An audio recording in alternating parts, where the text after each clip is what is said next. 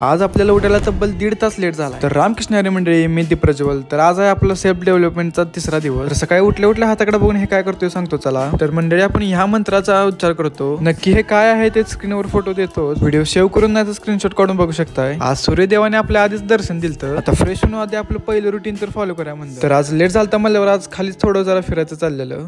सकाळी जरा फ्रेश तुळशी पानं खाऊन घेऊयात म्हणलं आता कामाला लागूया। कामावर कोण फ्रेश होऊन आलो देवघरामध्ये। थोड्या वेळ बसणार होतो आता ज्ञानेश्वरी वाचत। ते झाल्यावर आता ओट्सचा शेक करणार होतो। थोडीशी प्रोटीन पावडर टाकून परत टाकलं थोडं दूध, सगळं बारीक करून घेतलं।